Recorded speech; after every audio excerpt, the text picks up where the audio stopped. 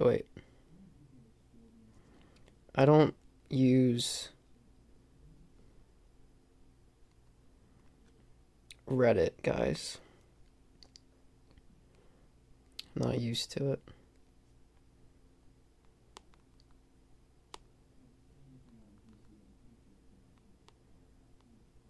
There's seriously not a record emoji? Or what? Yeah. How is there not?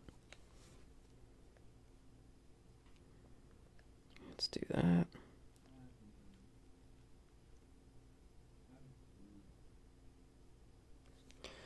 Post. Cool. Alright. So I put an announcement to the fob community. Let me just add. Oh my god, dude, I'm so cringe with this. I just want people, like, I have to be cringe. Um, to get started, right? Like, part of all of this is having to deal with the ups and downs and the bullshit and like the boring stuff, the stuff like you don't want to do, like at people and fucking bug people and shit.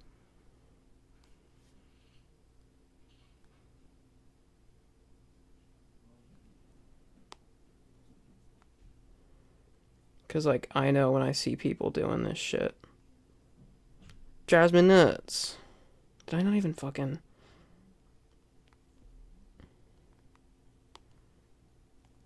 I didn't even. I don't even think I put my fucking URL in this post.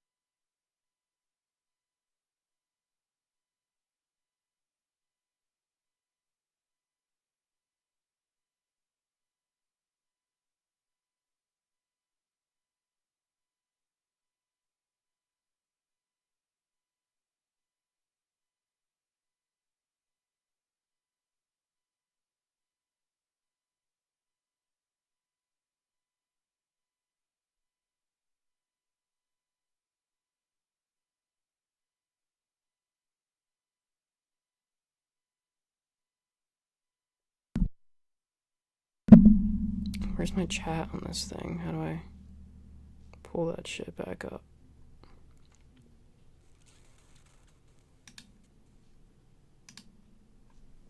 Okay. No.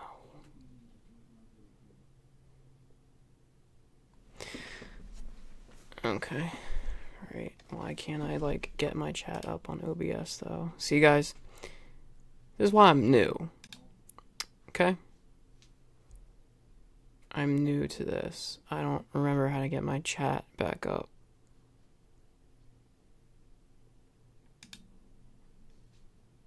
Stream. Like, where is it? Does it just not exist? Okay.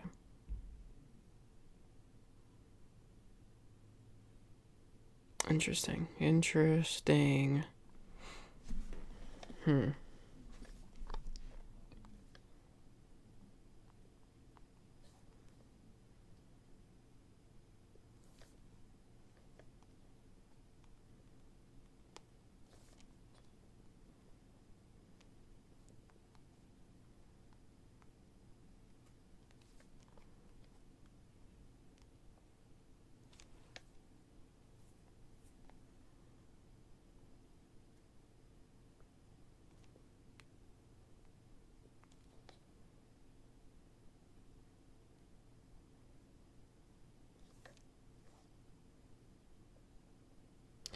Where should I, like, post chat? Like, sorry, not where should I post chat, but chat. Where should I post? There it is. There's stream chat. Jesus. But chat, where should I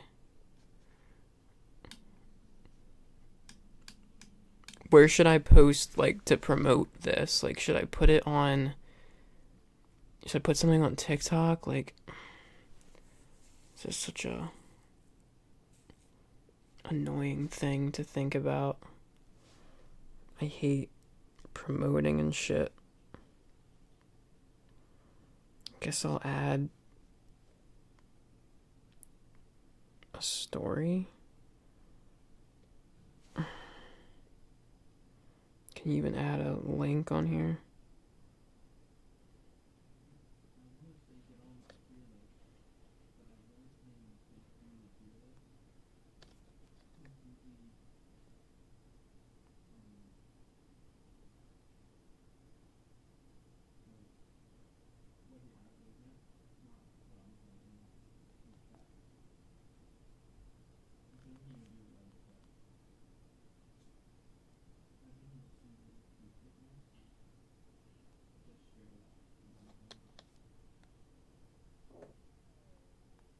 Can I not add a link?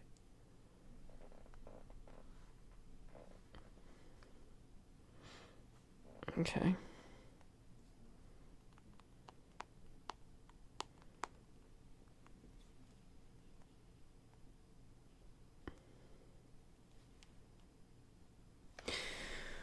I don't fucking know, guys. I mean, I guess we'll just really hope that the YouTube video will do well.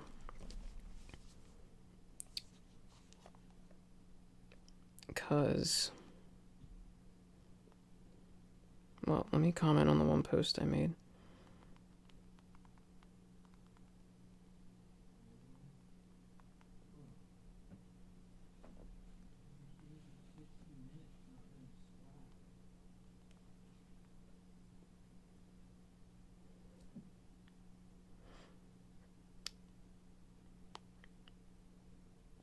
I feel like Jaden's saying stuff about me not doing anything.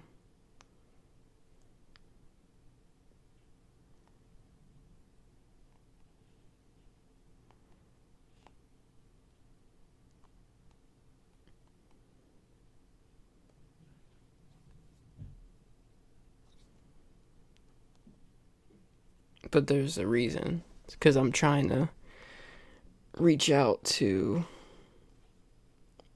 all the people that responded to my one post about it to try to let them know that I'm in. Anyway, it's all posted. It's all posted now. All I could do, I'm too dressed up for this shit.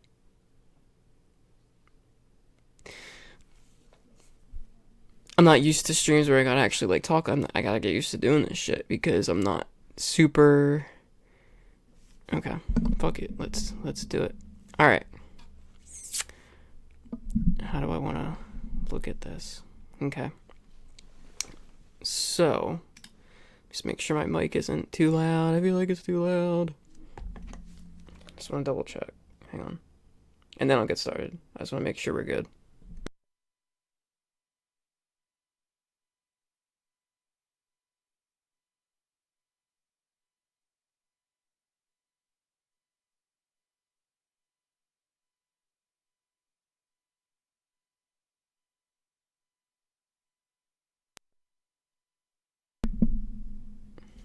Alright.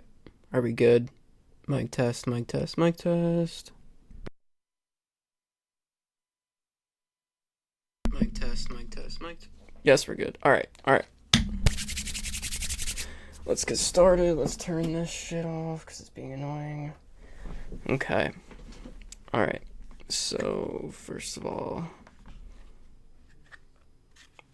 the light is definitely needs to be in a different spot next time when I figure that out. But whatevs. Alright, guys. Welcome to the first discography tier list that I've ever done. Now I gotta like talk like this for the YouTube video because I have to edit and I have to make it like, hey, what's up? I don't really feel like doing that, so let's just like, this is what we're doing. I wanted to do discography tier lists for a while because they're fun, for bands that I actually care about, and mainly because I like to hear people's like reactions to it and also give my opinion because I have like a lot of opinions, especially with the bands that I'm passionate about, which this band is one of them. So I want to have like a series of these. I'm gonna be posting this on YouTube. We're gonna be doing this, blah blah blah. But this first one is gonna be on the band Fall Out Boy from Chicago. I don't know why I'm cringily going over the details of who they are, because if you like the band, that's why you're here in the first place, so you know that. Been around since 2000s, early 2000s. Started 2000, 2001. And I'm not gonna get too into the history of bands. That's not what I'm here for. I didn't go to school for that. I'm not a scientist. I just love the band. I've been a fan of them since 2007. It's one of those bands. I think it literally, they probably are the first band that I ever like followed on my own. They were the first band that I pretty much just like latched on to. They're not like the number one favorite band, but they're in the top 5 easily. But like I have more of a connection to this band than any of the other 4 bands on that list. If they were number 5, like it's because of I grew up with this band. If they're, some people have that band they grew up with, and this one I think is mine. So that's why it's like a lot of the reasons why I love them, and a lot of the love that comes from it is from the nostalgia. Being around when Infinity on High came out, and then being conscious enough to be there when Folie à Deux came out, and like actually buying the CD.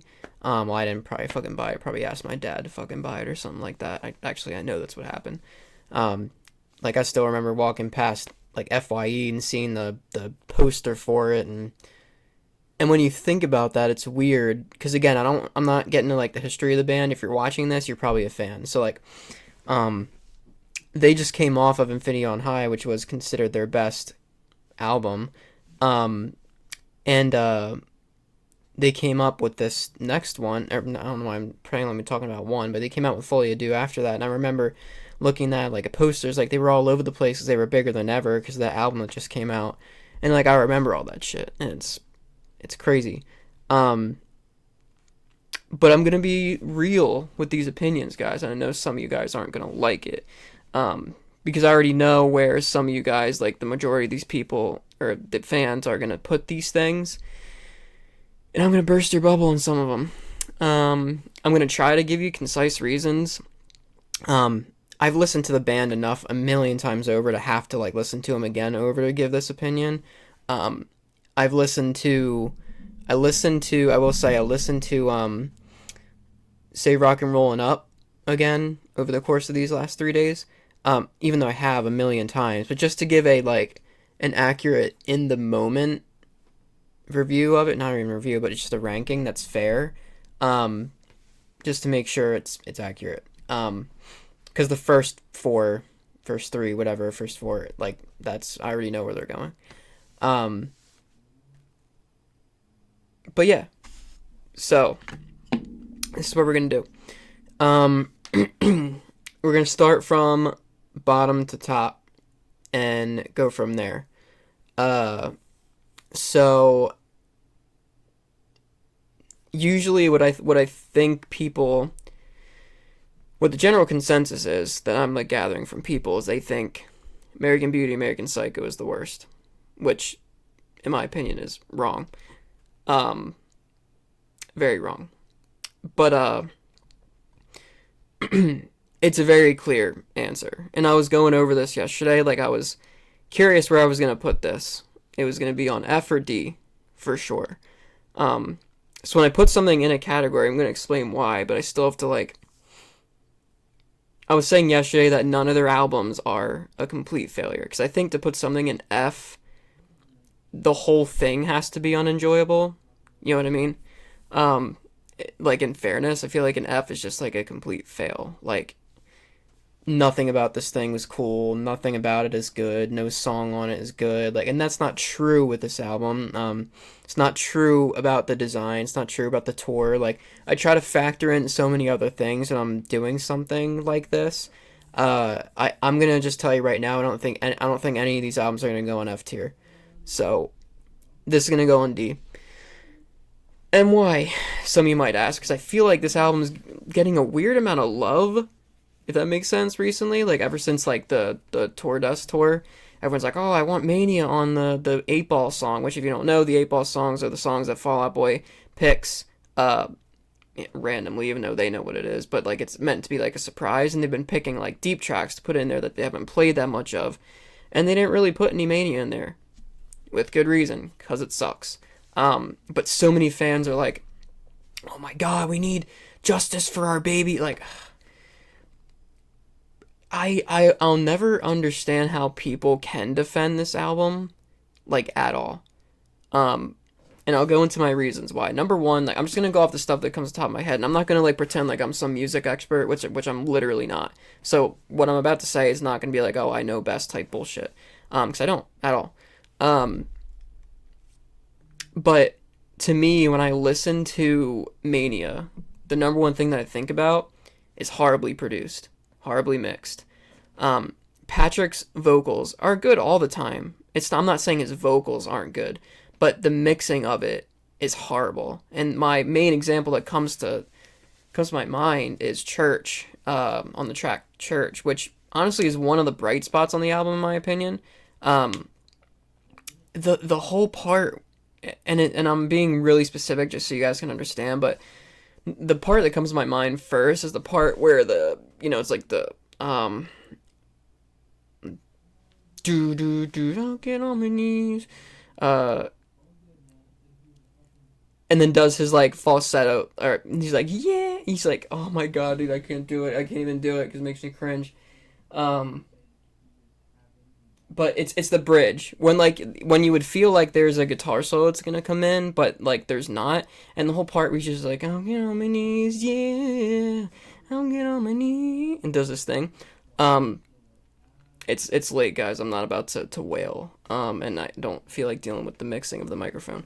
But that whole part, like if you listen to that part, it's so weird. It's almost like it's a demo tape to me, and like they're doing just like a little acoustic set. That's what it sounds like, and like a lot of the songs on this album sound like that. Like his voice is like, it's like it's dialed up to 11 on the treble, on every song, and it feels like it's just like cheaply placed in a garage band file. That's what all of these songs sound like to me. So just the mixing of it is horrible. Like you start the beginning of Hold Me Tight or Don't, which again is another bright spot to me. It's just too there's no depth to these songs. Like they have instruments in them, but you don't know that they're fucking there. It's all trebly drums, and then you get to the chorus, and then it's a little bit depth to it, but every song is just like that to me. Sorry if again if it's not concise. As concise as I can be. It's the mixing and production on the whole thing. Bad. Don't even get me started on Young and Menace, which by the way I'll get to, but it's better on piano. Um, the lyrics. Um, the lyrics on this thing, like Pete usually never misses on lyrics, but I have to talk about like the lyrics, especially this. Let's sidetrack for a second and talk about just the singles of it.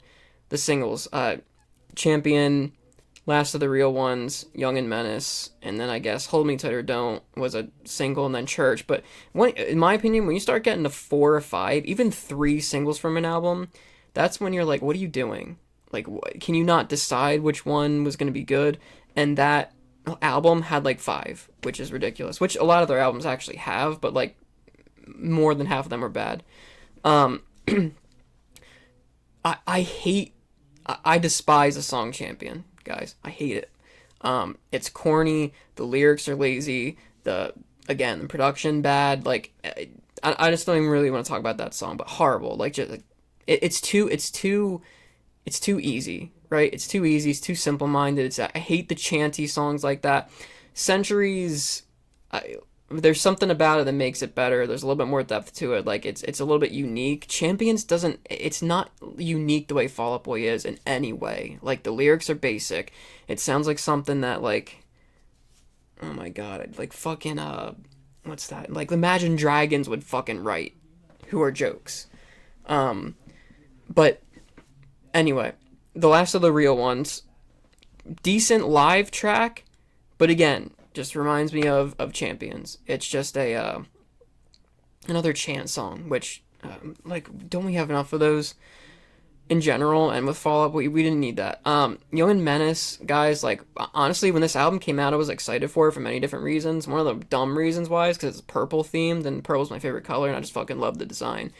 But Young and Menace came out, and I was like, this album might be a little bit different. I kind of like that they're going this way, because Young and Menace is definitely the most different song they've ever done.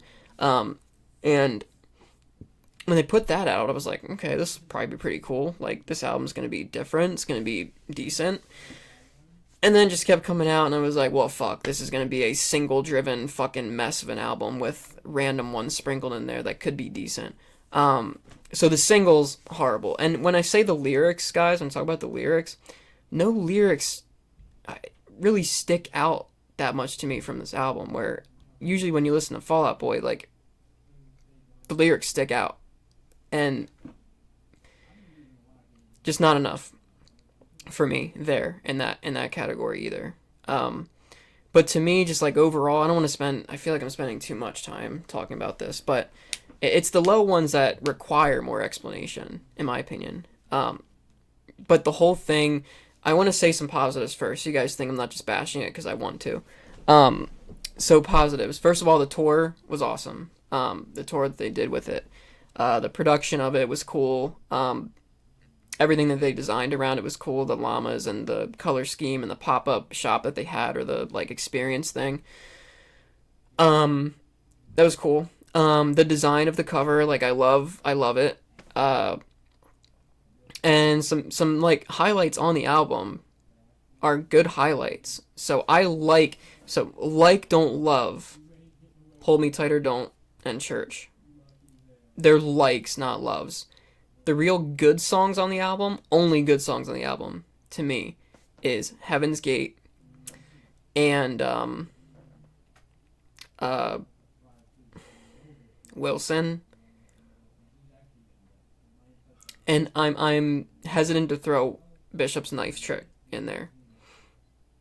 They're the only 3, I think, on this album that are worth, like, adding to your playlist if you do. Like, they're the only 3 songs off this album that I think are worth it. And like, you can even throw, I don't like or love Church, but I don't hate it. There's something there. The chorus and the music is what saves Church, and like the bells and the epicness of it. Like, if they led with that single and then like Young and Menace and skipped the whole fucking Champion, just overall scrap that song, threw it in the trash can, which they should have done, it would have been better. But if you're a Fall Out Boy fan and you see this and you're, not knowing what to start with, do not start with this album, because it's D tier. Absolute D tier. I hope that was enough, like, reasonings for you guys. This is my first time doing this. Like, I want feedback, but Again, I'm a musician, but I'm not a music fucking expert. These are all my opinions and all the opinions that are gonna come to my head in the moment, and that's just what comes out. Um, the bad outweighs the cons. The bad outweighs the good on this album by a large margin. Um, I do have one of the stuffed animal llamas from this tour though, which is pretty cool. I have a hoodie, but I keep it in my car. Anyway, that's Mania. That's going on D tier, big time. But can't put it in F tier because it's not a complete failure. Now, why didn't I start from? I'm an idiot. Let's start. I meant to start from here and then work my way down. So let's start with So Much for Stardust. I didn't, guys. I didn't pick where all these were gonna go ahead of time because I wanted to kind of think with this while it was on the stream. But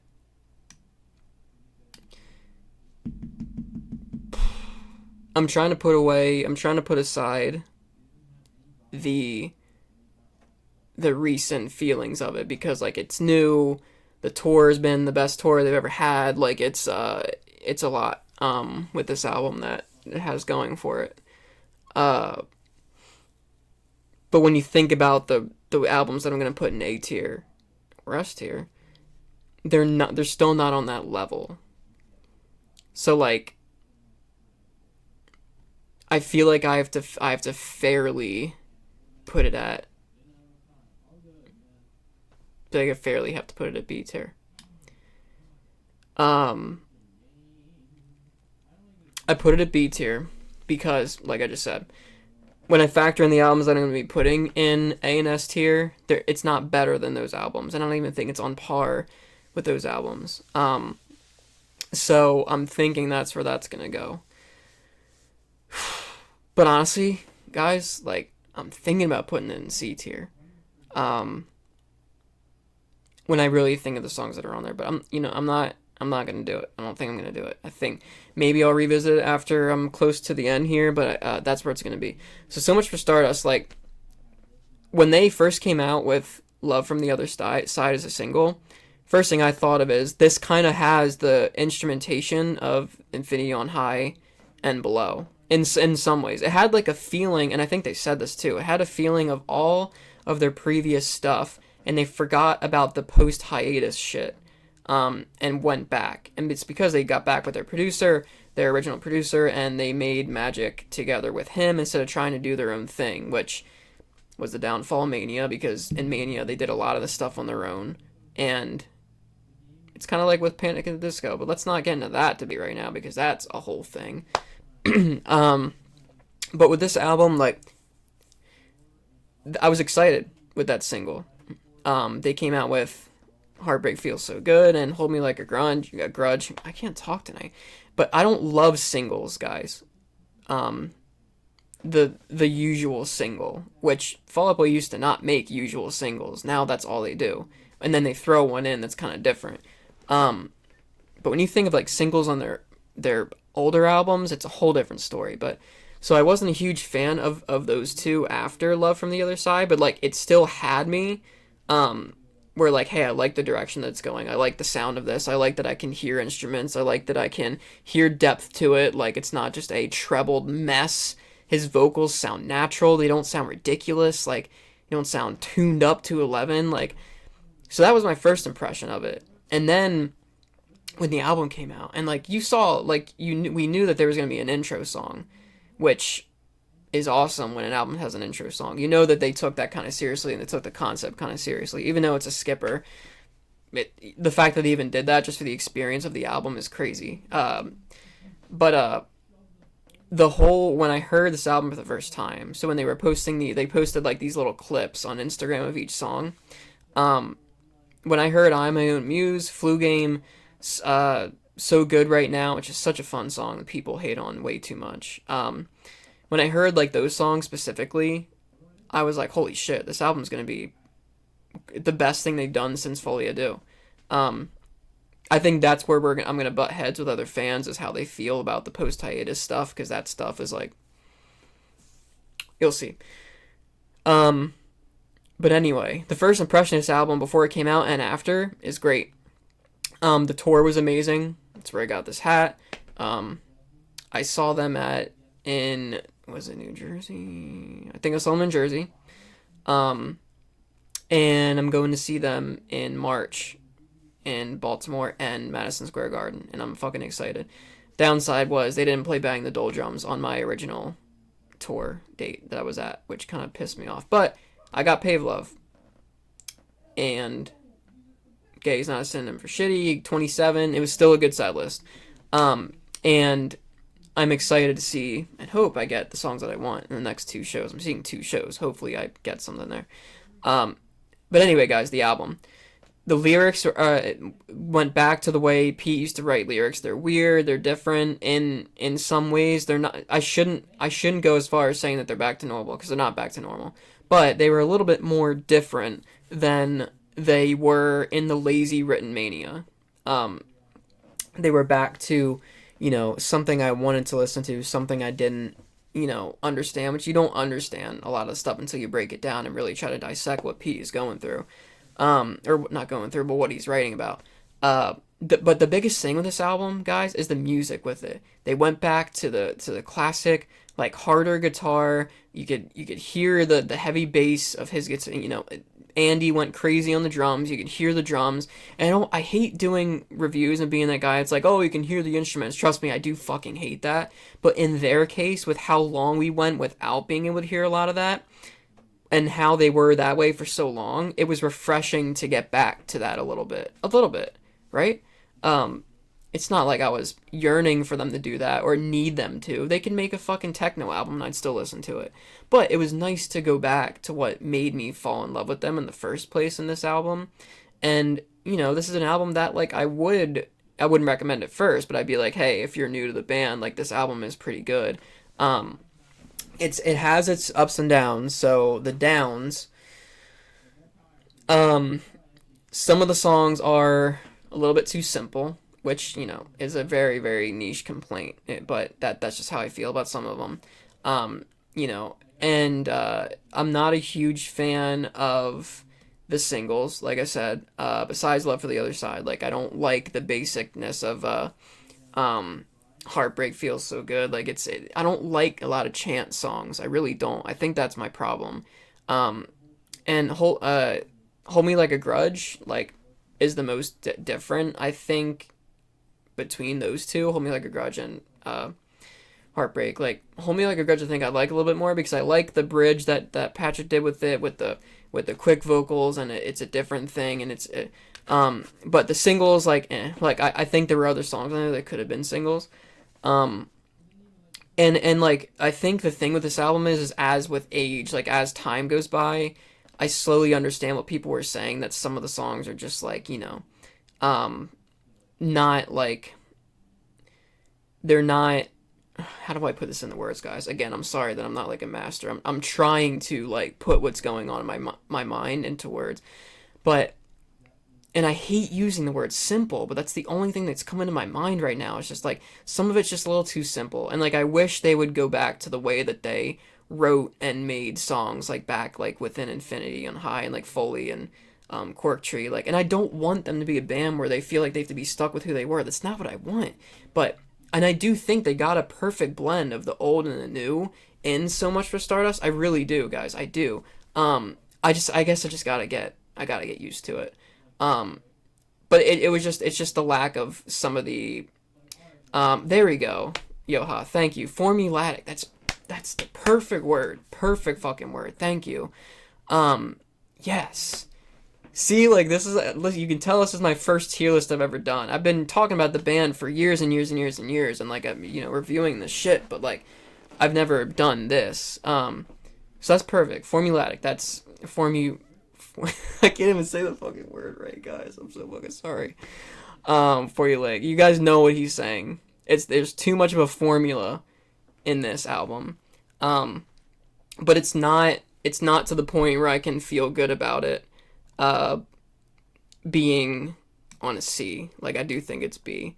Yoha, I did spend a lot of time on Mania, like, describing why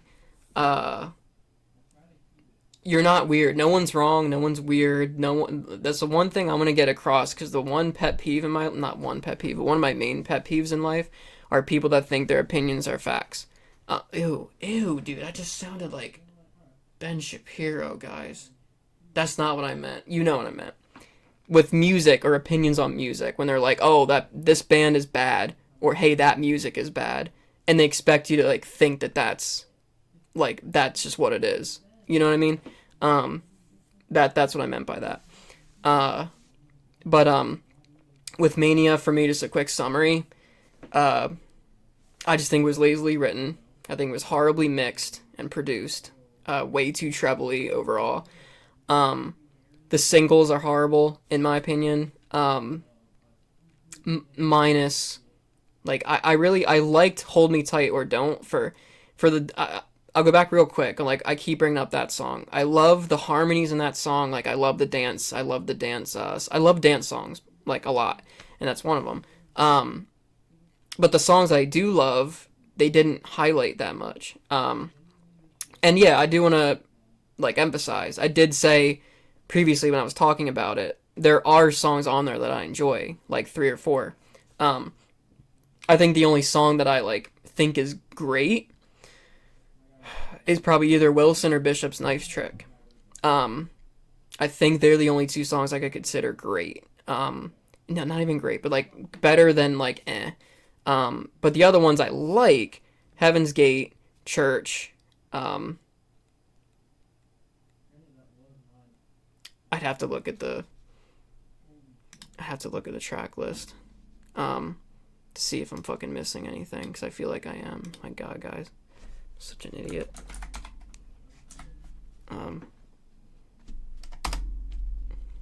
Hey, Apple Music, why don't you like do what you're supposed to?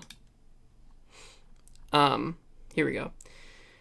Yeah, I think that's it. That is it. The only one I was missing was Stay Frosty Royal Milk Tea, which I think is a fun listen. But like whatever. Last of the real ones. So I'm gonna move on. You can definitely once the stream is over, or if you can rewind now. I would definitely love for you to look at what I was saying, or like listen, because I wanted to do this to get everyone's opinions on why they think. I even literally said before I went into it, I didn't get why so many people like defend Mania. But it's okay. No one's opinions are wrong. I'm just explaining why I think it's D tier. Oh god, my mic's being a piece of crap. Okay. Anyway, so much for Stardust, guys. B tier for all those reasons I went over. I might revisit it later, move it down. Honestly, I really might, but we'll see. Let's go on. So, Yoha, for everyone that's been in, I made a mistake and I did this first, just because I knew it was going to go, but I wanted to start from recent to oldest, but fuck it. We're on to ABAP. So this is where I know that I'm going to headbutt with other fans. I know this, and I was prepared for this to be the one. Again, I listened to all the albums after hiatus, and even though I listened to them a million times before, I listened to them again recent to get a fresh opinion, specifically focusing on this and Save Rock and Roll. And guys, you know what? Like, I felt like I had more fun, like, now listening to ABAP than Save Rock and Roll. I really fucking do. But it's very tough, because when I look at, the track list for these, right? So if I know them by heart. I don't even know why I'm doing this. Just to get a more accurate look, I guess. Just go to Fall Out Boy at this point. What am I doing? If I look at these, right? So if we break these down, if I break ABAP down, Irresistible, boring, but different. American Beauty, American Psycho. So the song, I have a kind of a specific relationship with it, because when you hear that song live, if you haven't already, it gives it a whole nother life, and it's awesome live. Like, I really fucking like that song live. So I have kind of a special connection with it because, first of all, the ABAP tour, that's when I met the band and did like the meet and greet. So like, again, when I said at the beginning, some of this stuff is going to be nostalgia, and like life with those albums are going to factor in a little bit to my opinions. And that this is why I think, because I remember everything about, and this came out in what I've always called the best year of my entire life. It was senior year of high school. It was on in the summer, like around the summer. And I remember listening to this on senior week, which was one of the biggest highlights of my life. Fucking loved it. You know, life was good. Like, that year, everything was looking up. Everything was great. And, like, to me, this album was in that time. And, like, so I think some of my love for it is there. You know, and then the love for Save Rock and Roll has its own, too, because it was... I still remember being in fucking English class and saw that they were coming back. And me and my friend flipped out. Centuries... Again, guys, like, I'm not a singles fan, so it's really hard for me to like Irresistible or Centuries the way that, you know, some people do. The Kids Aren't Alright. That is a fucking great Fall Out Boy song. It is a fucking great Fall Out Boy song in every way. You know, melody, musically, production, sounds great. The little things that they add to it, awesome. Uma Thurman, again, another single. But to be honest with you guys, like, with how different that one is, like, that was probably the single that I liked the most when it came out. Because it was between Irresistible Centuries. You know, that was the most different. Jetpack Blues, again, like, another one of Fall Out Boy's, like, top songs. Another great song. That's the thing about this album. Like, it has some duds. But, like, it has some real top tier Fall Out Boy songs in it, guys. Like, real top tier, and Jetpack Blues is one of them. I'm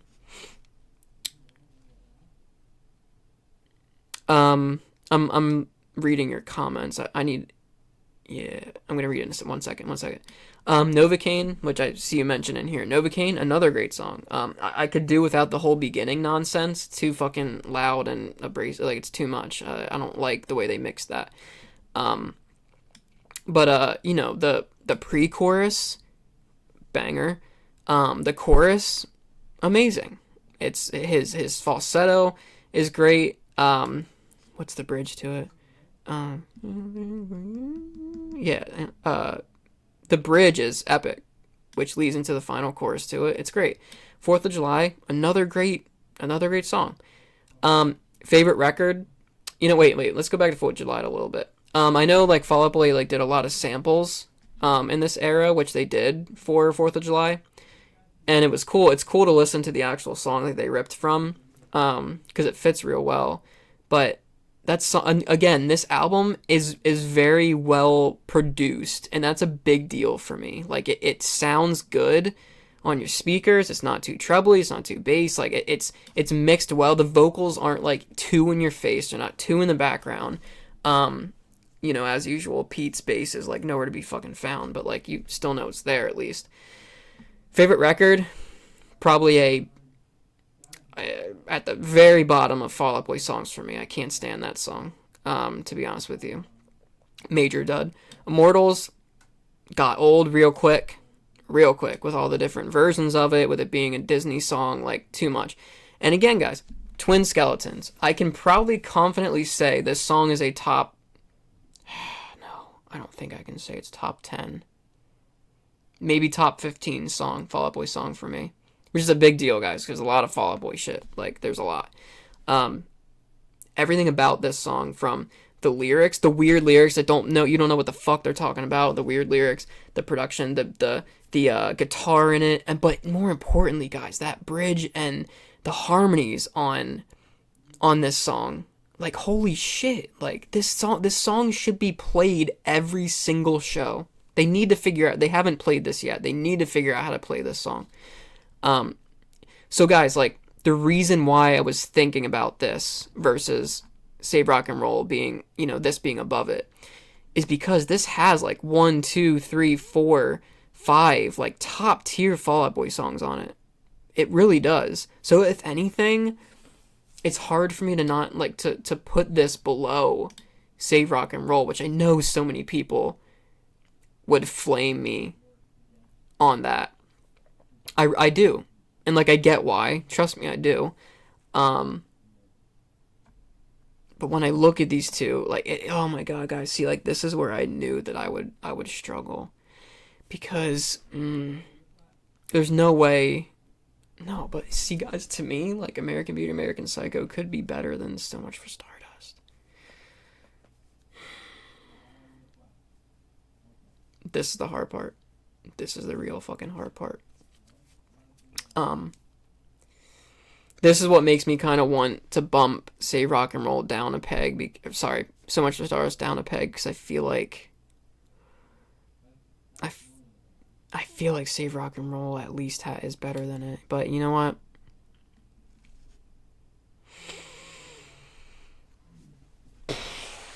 I'm gonna skip it for now. Let's move on to Save Rock and Roll. And I'm gonna look at it and think about it. So the Phoenix, everyone knows that's a top tier opening song. It's a fucking banger. It's epic. It's well written. And the whole thing with Save Rock and Roll, guys, besides the fact that it was like the first album that they came out with returning, and like we all remember that feeling of, how that felt. If I put that aside and just think about the fact that they did a music video for every single song, which to me and my friend was the biggest deal. Every week we were waiting for those music videos. It was fucking amazing. And they were all so good. They were all so fucking good. So like everything they did with this album, like commercially and like promotion and everything like on the side of it, the tour was incredible for it. All these songs translated live, perfect. Phoenix, yeah, and you know what? My Songs is a pretty good single. Like it really, I really do think there's something about that one that I'm okay with hearing that live every single fucking time I see them. I don't like hearing, Centuries all the fucking time. Like I don't. Or Last of the Real Ones. And then once you get past those first two, every other song on this album is like a deep track, which I love. Like, there were obviously pretty much every song was a single at that point, but Alone Together, Where'd the Party Go, Just One Yesterday, Mighty Fall, Miss Missing You. The only weak song on this album, in my opinion, is Rat-a-Tat. That's the reality. Patrick's vocals, the lyrics. Patrick's never missed ever, so it's tough. We should just assume that that's gonna be good. He's never missed. Yep. See, Patrick's voice. The comeback. Yep. And when I say that they're like, you guys would probably be like, well, hey, you just said that pretty much every song is they don't miss besides like one song, so that should be above American Beauty, American Psycho, and like, you know what, I might have answered my own question right there, but there's no songs on here that I think are on the tier level as the way I feel about Jetpack Blues or Twin Skeletons or like Novocaine. You know what I mean? Like the only song that gets close on this album for me like that is I'm obsessed with The Mighty Fall. I love that song. And to be honest with you, I'm so sick of Save Rock and Roll. It's a good song, but I'm sick of it because I've seen Fall Out Boy 12 times. And I started seeing them during the Folie à Deux tour and up. So like, besides the one show I saw on the Believers Never Die tour, the Folie à Deux era, and then the hiatus, and then Save Rock and Roll, every single time I've seen them after that, I've heard that song. So I'm sick of it. But I love The Mighty Fall. I love Just One Yesterday. But again, guys, so the reason why I was thinking about this is like every song on this album, when you really break it down, it's very, and I know you mentioned having a formula on, I forget which one we were talking about, Save Rock and Roll, right? Or Mania, one of them. this album to me also, in a way, feels like a formula because almost every song is the same format. Verse 1, chorus 1, verse 2, chorus 2, bridge, chorus 3. There's no like weird mix matching the ways that the song should go, which I like when they do that. Or if a song has a really, really strong bridge. But think about these songs for a second. Look at the Phoenix. Incredible bridge, right? So it's a very unique song. It's different. You know, every part of it is great. The bridge is it's a whole epic song. So if we were gonna let's do like a pass or fail. Pass for the Phoenix. My songs fail because the whole fucking thing is the same shit. You know, in terms of how it was written, how it's done, it's the same stuff. It's the same thing. And what's funny, if you compare this single to like if you guys remember in 2013, this is when Save Rock and Roll and Too Weird to Live, Too Rare to Die came out. Like they both came out in the same year. One of my friends pointed this out to me too, and like I kind of noticed it. But then when they pointed it out too, I was like, oh yeah. My songs and This Is Gospel, both of the lead singers, are pretty much the same exact fucking song. The verse 1, chorus 1, verse 2, chorus 2, a bridge where they literally just repeat the same thing. Like they just repeat the same thing. Like the chorus for my songs is, hey, left, right, my songs not, and then you got a good like you know, obviously a great Patrick moment. You know, he holds his note. And This Is Gospel. What is it? I have to go back and listen to it. But the bridge is like the same thing. They just repeat the same thing. It's like nothing different. Where'd the party go? Sorry, I skipped one. Alone Together. That one's kind of on the fence for me. But no, because the bridge, they literally just go back to the verse. They go back to My Heart Is Like a Stallion, like, where is this broke down? When do you want to go? Yeah. It's the same thing. Like, there's no unique bridge to it, right? Basic. But it was good back then, because we were excited that they were back. It's still a catchy tune. Cool. Where'd the party go? Pass. Because guess what? The bridge is different. It's unique.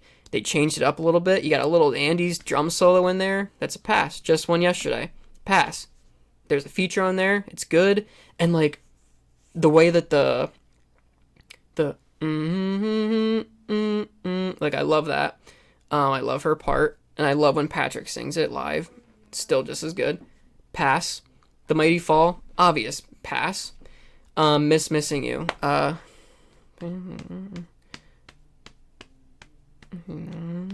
Yeah, so the bridge, they just go through the chorus, some drums. It sucks that I gotta like sing this. I can't fucking play it on the stream because I'm gonna get fucking copyright. But I really want to like. But I'm pretty sure it goes, just into the and then the like.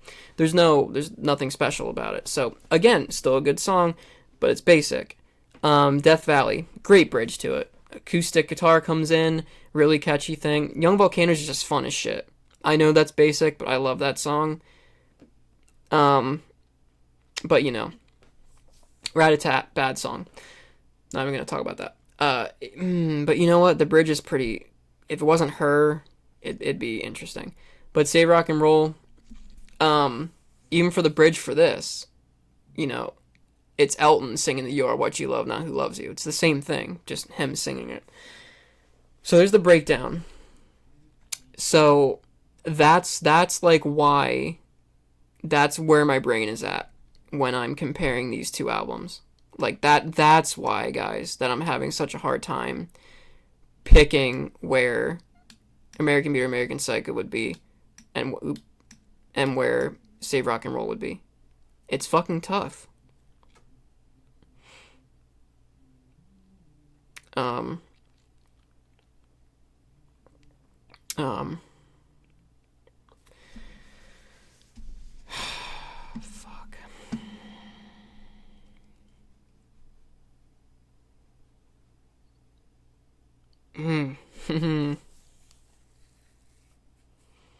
Remember, guys, this is my opinion. All right, it's my opinion. Let me put it where I wanna. I'm just kidding. I'll appease you guys for now, in case I change my mind. I'm gonna do that for now. For now. Okay? For now. Okay? But literally these 3 fucking albums could all move. Literally. This could go down. This could go down. And I'd still understand it. But I'll keep it like this for now and then maybe revisit. Because now I just feel like I'm going with what the fandom thinks, and that's not even what I'm trying to do. But all for the first. Yeah, this is tough, guys. When it's your favorite band, it's tough. It really is fucking tough. Give me one sec. Let me give my voice a little break here.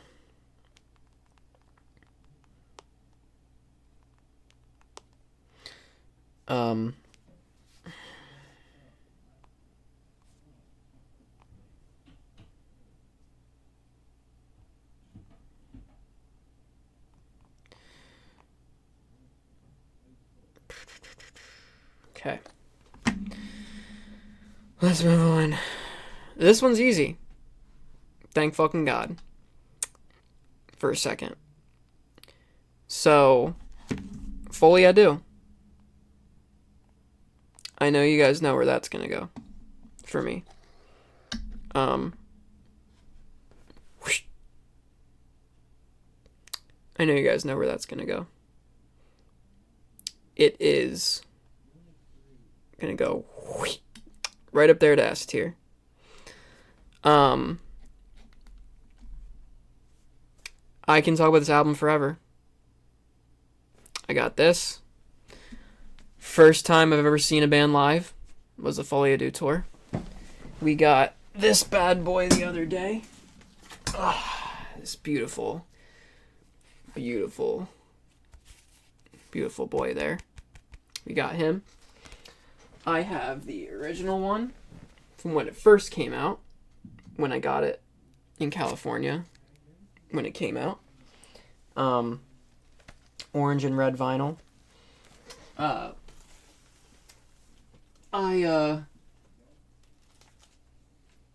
It's one of those albums, and if I can pretty much say this, like, it's a top 5 album for me. It could even be a top 3 album of all time for me.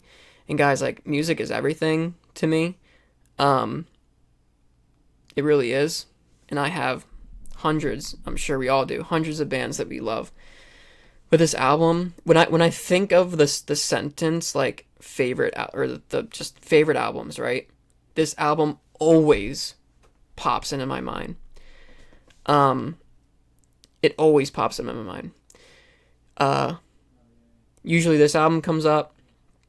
In Rainbows by Radiohead comes up. And Sgt. Pepper from the Beatles come up. Like, they're my 3 albums. And this. Like, they're the ones that always pop in my brain. Folie à Deux, guys. Like,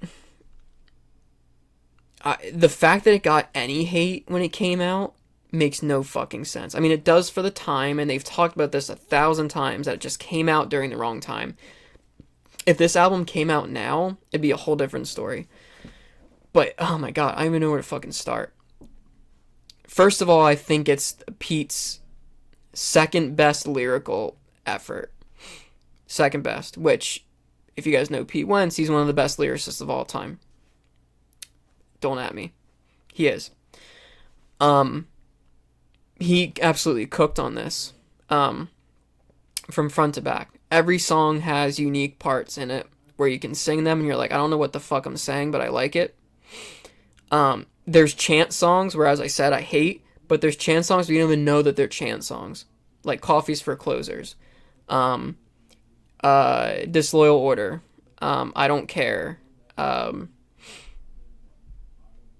Even Head First Slide, like, with, parts of it. Like, but you don't notice it. That's what I'm talking about with their old stuff, like their first four efforts. Like they had single songs, like the singles were singles, and you knew that they were, but you couldn't tell sometimes, which was the big deal about it. That's why I loved it so much. Like you didn't feel like it was a single. You thought it was a unique piece of Fall Out Boy work, not something written for the radio, not something written to be made a single. Every song was just unique, and I don't care sounds like a single, but it's different and it's night and it's fun and it doesn't sound like what was on the radio. And America's Sweethearts was a single, and that's different.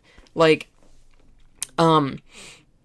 it's everything about the lyrics perfect. Musically, has some of the best Fall Out Boy musical pieces of their whole career in it.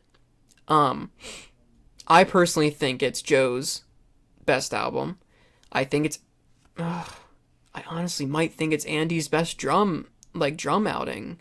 It's very tough to go up against another one, which we'll get to. We'll really get to. But like they all cooked on it. They all fucking did their part. Like you could hear Pete's bass in some of it, which again is a rarity, but you could hear it.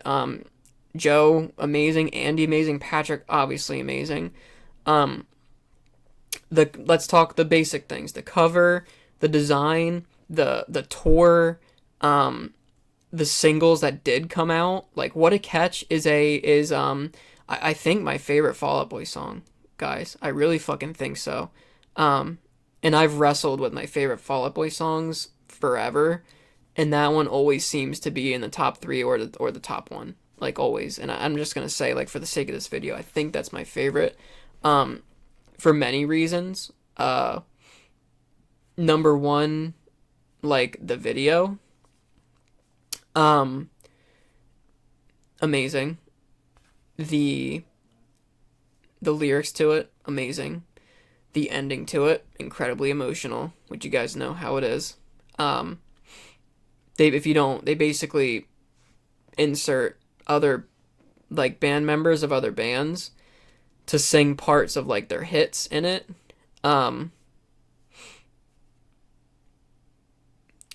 you have a good night or day, whatever time it is. Yep, you have a good night too. Thank you for really appreciate it. Thank you for popping in. Share the stream with whoever you know that likes Fall Out Boy. I love talking this shit with other Fall Out Boy fans. Thanks for stopping in. I appreciate it a lot. But this one was gonna be easy. This was gonna automatically be S tier. It is the perfect Fall Out Boy. It is a perfect Fall Out Boy album. And it's an album where like I can recommend to people who want something that's a little bit more what's the fucking word? Like more non-poppy, like more non-Fall Out Boy. Because you know how there's the people that are like, oh, Fall Out Boy, what? Like, I listened to that when I'm like high school, you know, and you got those fucking music nerds that just want like everything to be written like an indie band. You know what I mean? And Fall Out Boy's not that. But this is an album I could recommend to a music nerd and like feel comfortable that they'll take something away from it. This album over any of them. If that makes any sense. But guys, like it's just perfect. No skip song, not one skip. Not one.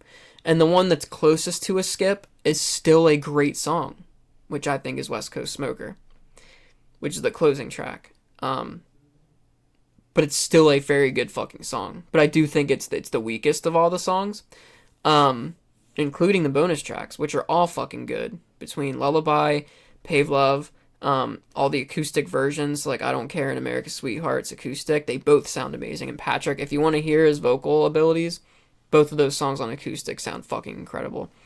But guys, like the main highlights, if I have to pick them, Head First Slide, 27, What a Catch, Donnie, and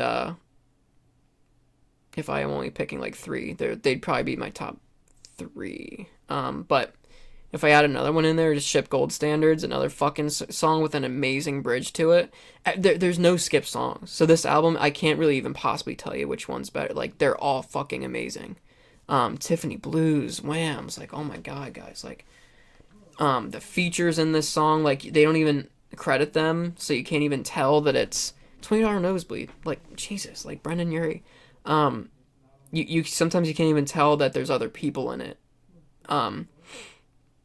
But yeah, perfect. From the music, from the vocals, from the lyrics. I know I didn't get too deep into this, but it's mainly because you guys already know the choice. Like, it's obviously that's where it is. And I don't know if you guys would believe, but people back when it came out didn't like it. It was considered their worst album. And now it's fucking beloved. And if they did more with it, like, if they put more merch out for this and continued to market this album, I guarantee people would still gobble it up. I'd kill to see them play this album front to back, which they pretty much have. But I would just love to see it just played front. I would go to a tour and just see them play these songs front to back. I would do it. And they didn't play any of those songs. I would do it. But that, again, guys, this one was easy. It's a top album of all time to me. So it's easy. It's S tier. And I truly think it is an S tier album of theirs. Next one, Infinity on High. Another easy one. And I think that's pretty obvious. These two choices. I think some people would put Cork Tree in S tier, and I do get it. But in my opinion, it's not better than these two. It's just not. Infinity on High is the album that you recommend to somebody if they want to get to know the band. That is the album. Mainly because that was what, like, kicked them into worldwide stardom.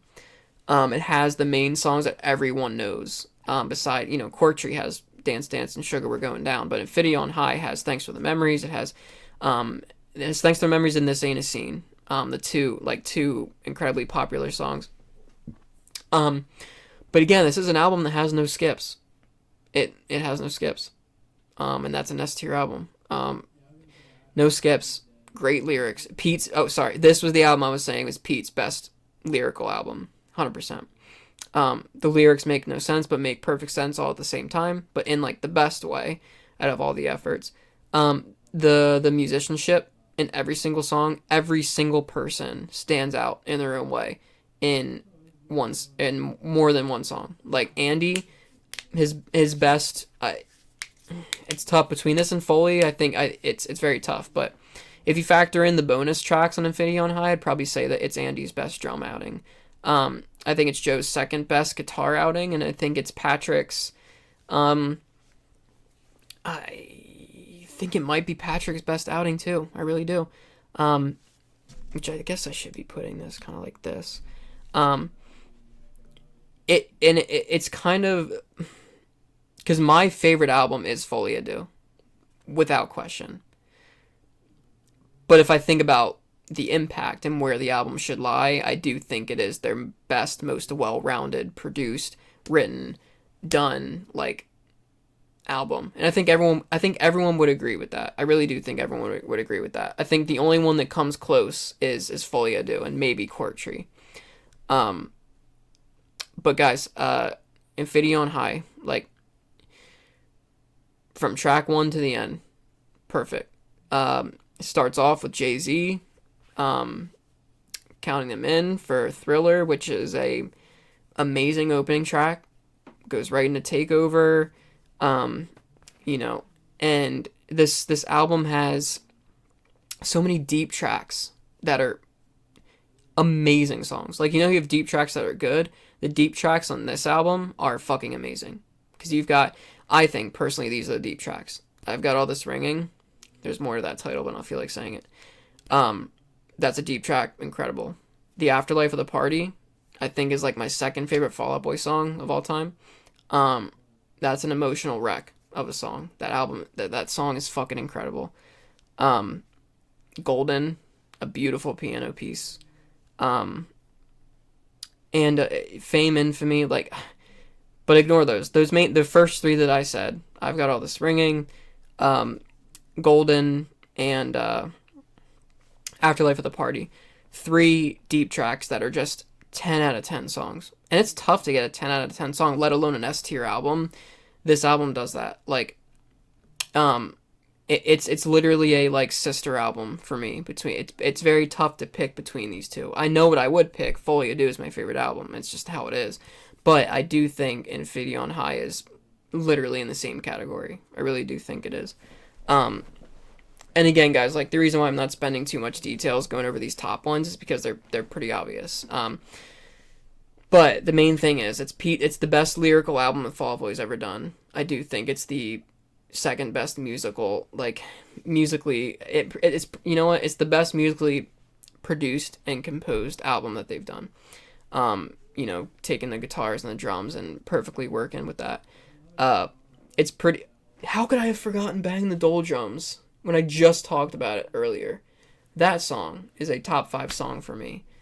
So 2 of my top 5 favorite Fall Out Boy songs are on this album. And like when you think about the nostalgia, this was the album that got me into them. So I remember being in my sister's car, and it was 2007. Flashback, 2007. I was 11 years old. And she had Thanks for the Memory. Oh, my fucking brother's yelling too loud.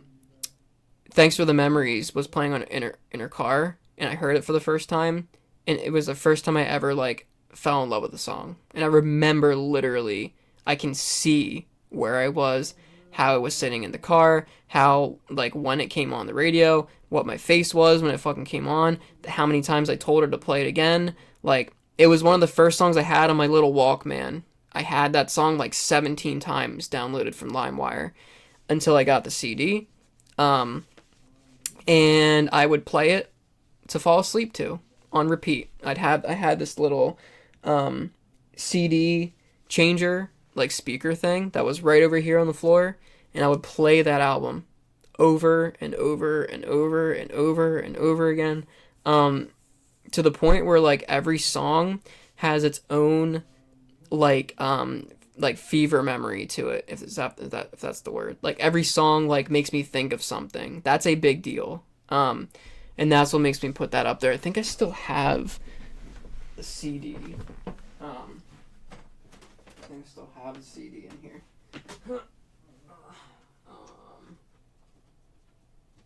Literally the one that I listened to nonstop back in the day. I hope I still have it here. I gotta. I'm an idiot. Now I have to put all this shit back.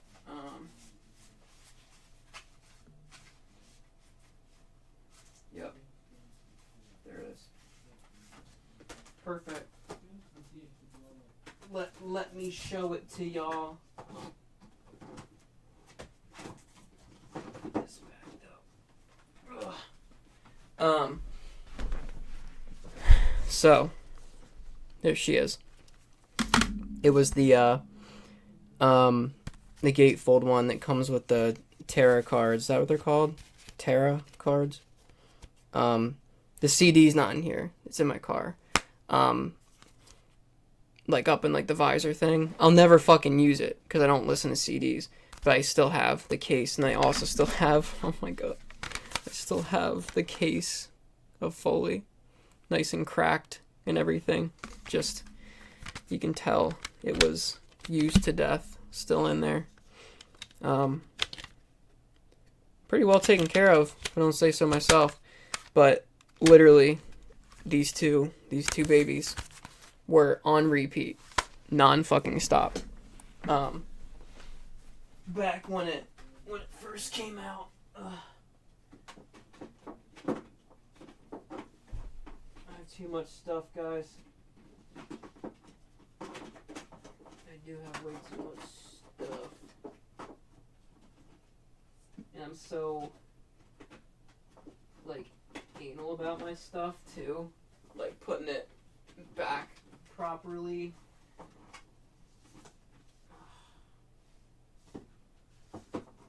Why is 21 Pilots interfering with my albums almost here. Here we go.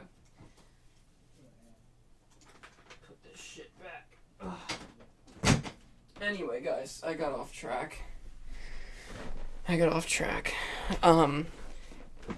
Either way, S tier. S tier and Infinity on high. Obvious reasons. Every song on it's perfect. Perfect lyrically. Amazing production. Amazing mixing. The live movie that they came out for it, live in Phoenix. Amazing. Really raw. Not Patrick's best performance. That whole era, to be honest with you. Not great. But everything about it. Like, me and my friend would just watch the behind the scenes on it every time we hung out. Every time. So that's that. Let's move on. We got 2 left. Quirk Tree.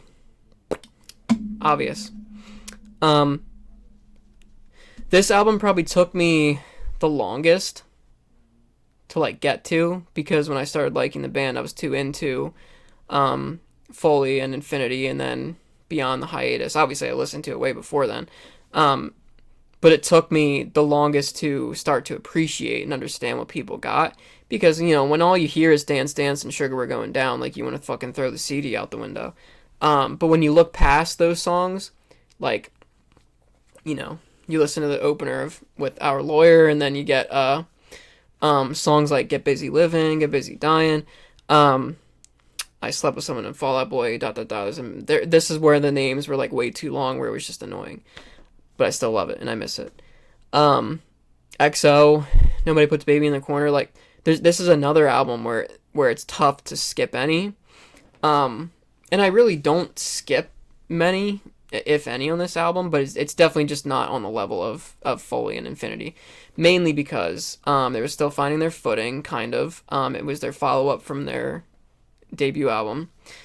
And it's a pretty big step up, if you ask me. Like, it is still very different. Like, it's an incredible difference between this one and Quirk Tree. Like, from Take This to Your Grave. There, oops. No, get back down. Oh my god. Dumb. It's a very different thing. But this is another album where, you know, lyrically, I think people argue that this is Pete's best work, but I disagree. But these 3, like, these top, you can't see the mouse on the stream, but the albums in S tier and A tier, these 3 are basically siblings in terms of, like, Pete's best, like, when he was really at his peak, like, lyrically.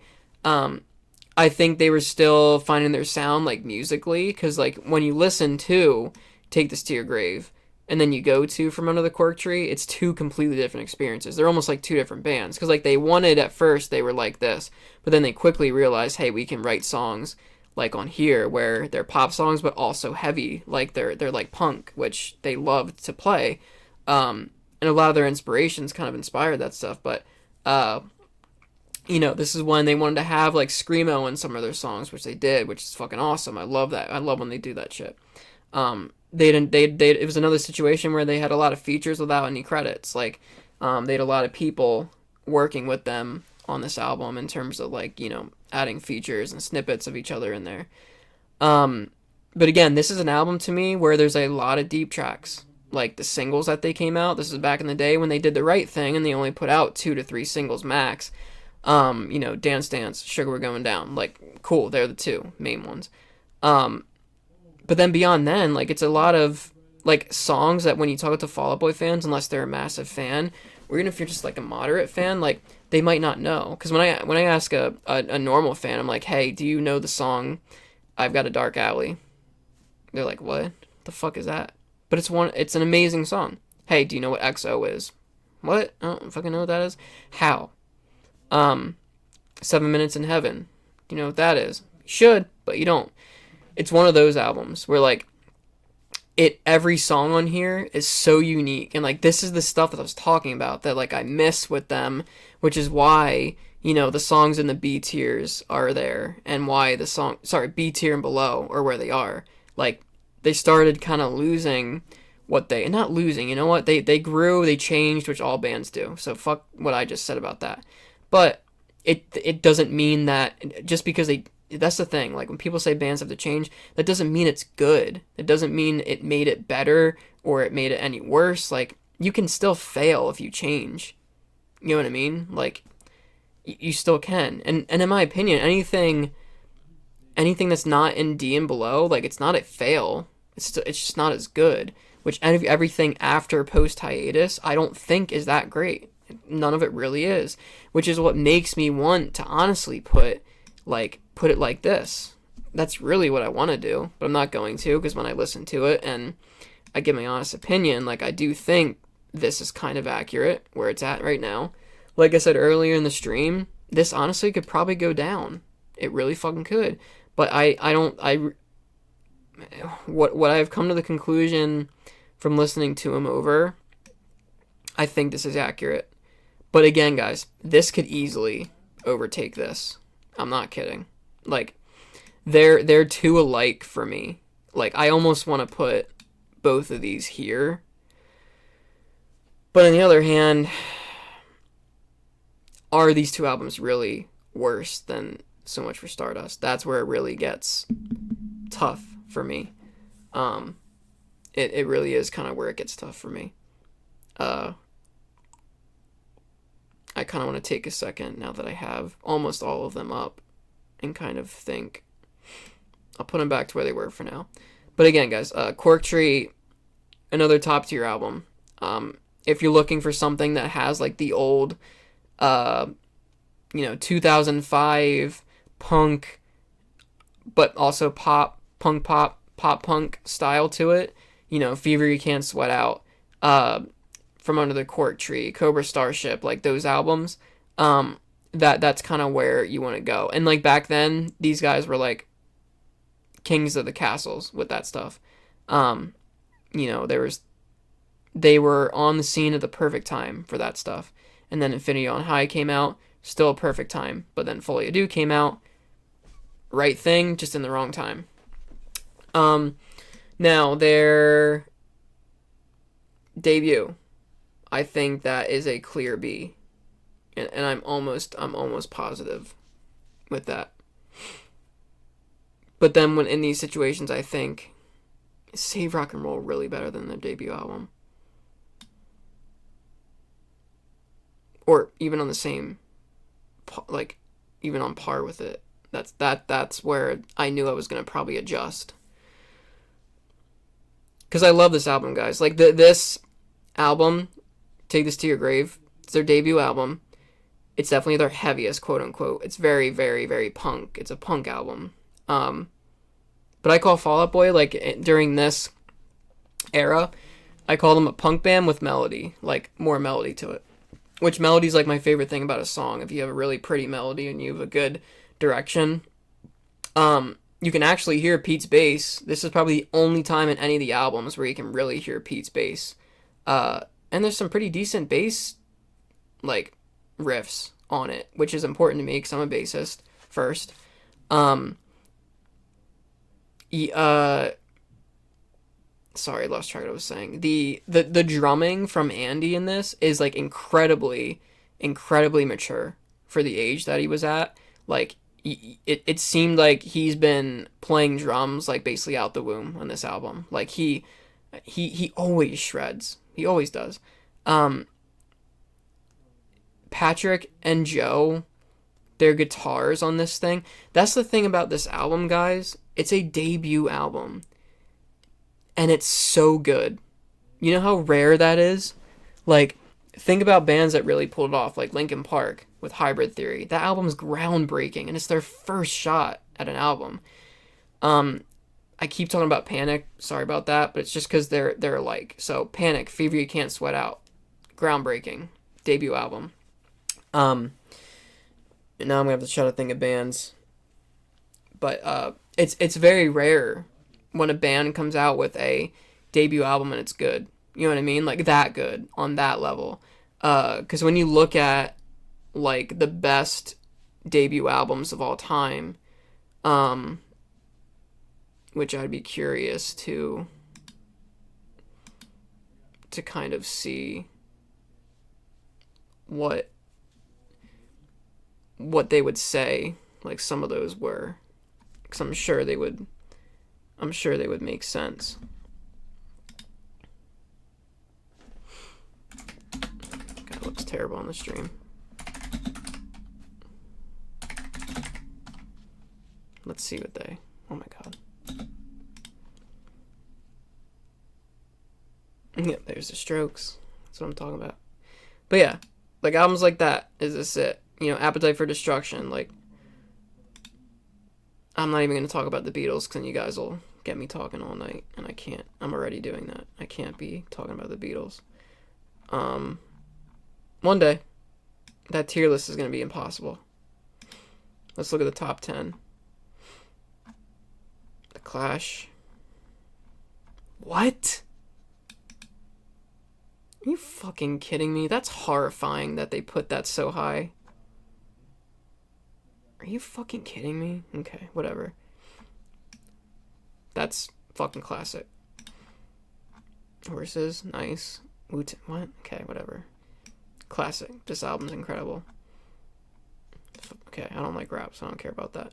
This is a weird list. That's kind of bad, to be honest with you. That's a bad list. Cardi B. I really regret looking at this. I really do. This is making me sick. Yeah, let's pretend we didn't look at that, guys. Let's pretend we didn't. You get my point. It's very rare. Hang on. The ladies, you know.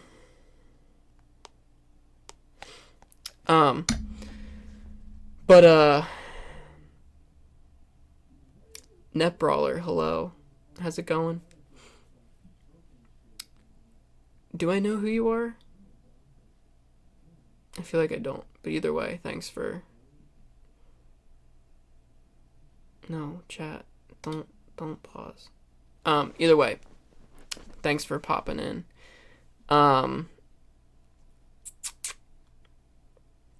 Let's see. Forget where I was at. Anyway, their debut album. I think it's in B. But again, guys, it's a very pop punk. It's pop punk. It's got melody to it. It's a punk album with melody. It's great, lyrically great. It's not challenging. Like it's not a. Some punk albums are really hard to listen to if you're not like a punk fan, which I'm not. But I can still listen to this album and get it and like love it. That's how good it is for a first try. If you're expecting it to sound like anything else they've done, it's not going to. Closest it does sound like is Cork Tree, and they're still 10,000 miles apart. So don't expect it to. Now, there's the list. Now, what am I going to adjust is the question. It's going to be in this like area. This stuff is pretty for sure. Guys, I just feel like I can't. Like, this is so much better. The reason why I put it in B is because there are some duds on here, at least in my opinion, they're just like okay. But it's like musically, this album is better than both of these albums musically, the way it's put together and how it sounds. It really is. It's unique. It's original. It's heavier. Like it sounds closer to Stardust than it does this. But I feel like it's a fucking sin to put these albums on the same wavelength as that. Just in terms of quality, not just because like the general consensus. Because when I think about it, like if I were to put the CD on now, what would I do? Like which one would I enjoy more?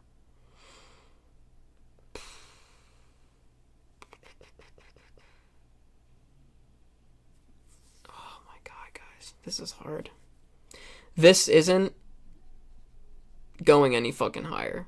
So it's not going to happen. It can only go lower. This can only go lower. This will probably stay the same. So literally it's just me deciding if I want to do this. That's literally my what I'm thinking about right now. That truly is what I'm thinking about right now. Um, and the more I keep looking at this list, the more it looks like the way that a generic fan would rank it. So, like, trust me, it hurts, but it's kind of true. Um, I think what's different about me is I feel like, you know, I enjoy listening to ABAP more than these two, sometimes. And it is on par with, like, that. Fuck, dude, this is tough. This is honestly real fucking tough. No, you know what? That's not true. This has to go here.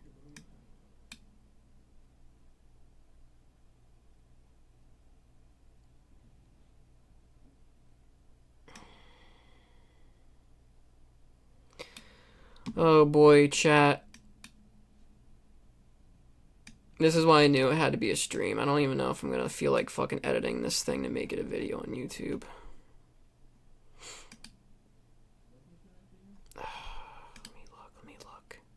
Let me look at these songs. Why would they put We Didn't Start the Fire as a bonus track? Why are they trying to force feed that shit down our throats? Really? Seriously, why? Like, stop. That shit was stupid.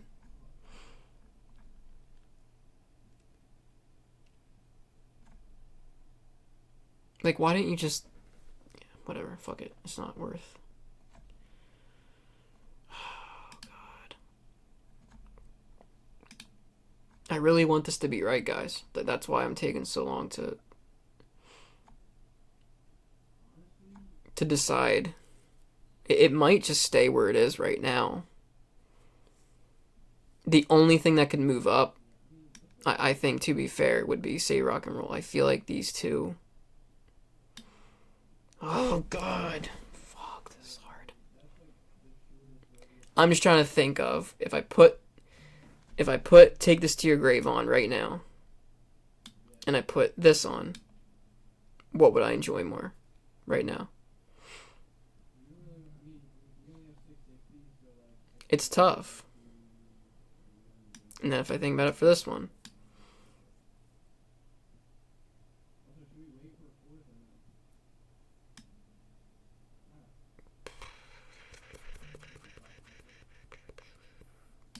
maybe this is the right call. Maybe the way this is right there is the right call. But this is still miles better than Mania, so I feel like it's way too close to the bottom.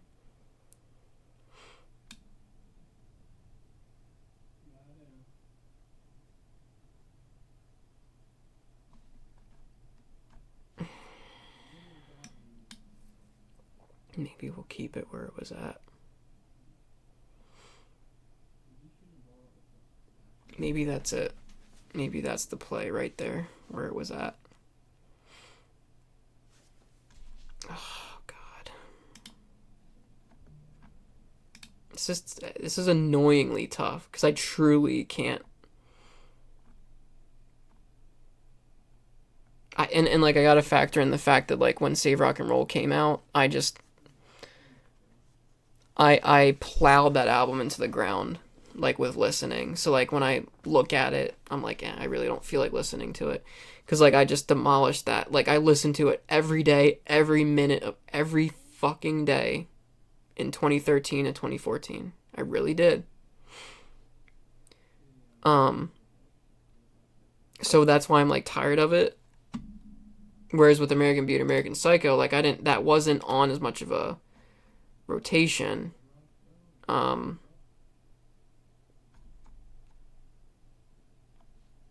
But yeah, I mean, it's right. This belongs here, I think. It does. Because there are too many parts. Although American Beauty, American Psycho has, like, top 15 songs of Fall Out Boy's discography on it, and Save Rock and Roll doesn't. It has some skips and some, like, parts to it. So This I know is right. It's just it feels kind of gross putting this guy in with these guys. But I don't think it's A tier. It's not on par with Quirk Tree and above, so this has to be here.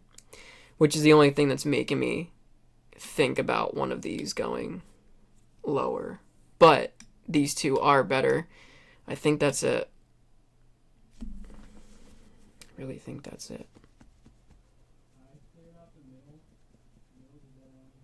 But again, I want to make it clear. These two albums could be C tier. They're two in the middle right now for me to put them there.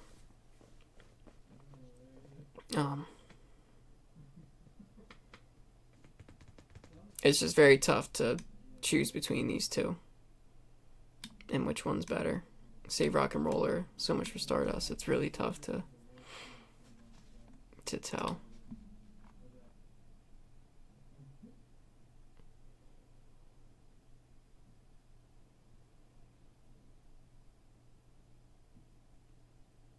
Cause like, fuck.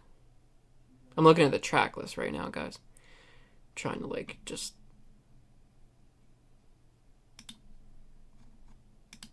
I think like I'm answering my own question. I think they're both just so equal that I guess that's just where they belong. But I do think this is better. It's like a B. So here's what it is. It's a B plus and two Bs. Or I'd say B plus and two B minuses. Just to verbally put it out there how I feel about it. This is a B plus. These are B minuses. Not even a B. These two are B minuses. That's what it is. Could even be a C plus. These two. Maybe that's it. And that might be it, guys. I don't feel good about it. To be honest with you, I don't. These two could belong down here, but that would make me do this at that point.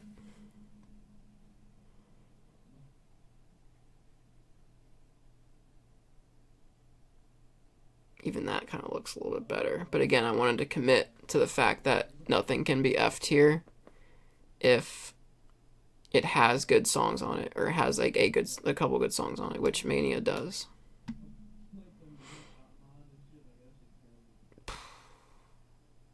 But that kind of looks good. But again, I don't think this is all the way to a D tier. Fuck. Why'd I do this? Why'd I do this to myself?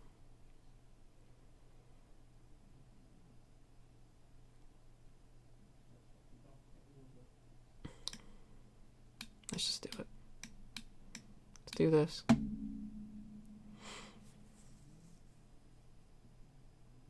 think that's it. That's what we keep ending up at. Oh, I haven't even checked the stream on like how many fucking hours it's been.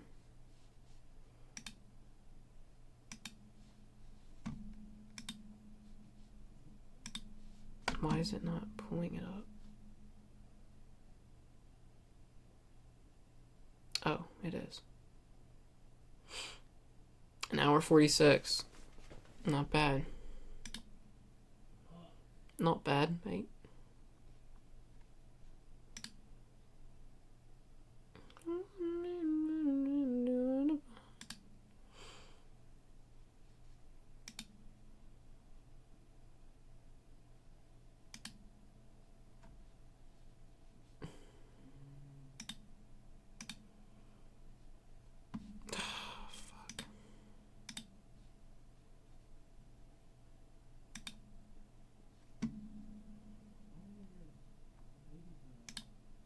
Okay. Sorry for the silence. Just continuing to think. That's all. But to everyone that's tuned in or still tuning in, thank you, even if you're not a fan of this band or even give a fucking shit about what I'm doing. This mainly was so I can put it on YouTube for the people that are fans of the band and share my thoughts. Um, Definitely gonna do more of these. I think this is just one of the tougher ones because they are like a top 5 band of mine, so it's really tough to. And you know how this stuff is, like, my opinion on this could change tomorrow. And I could be like, well, these do belong down here, and this does belong up here. Like, it could change, like, as music does. But I think the ones that will never change, for sure, this is definitely B, and these 3 up here belong where they are. It's just below that is where it gets tough.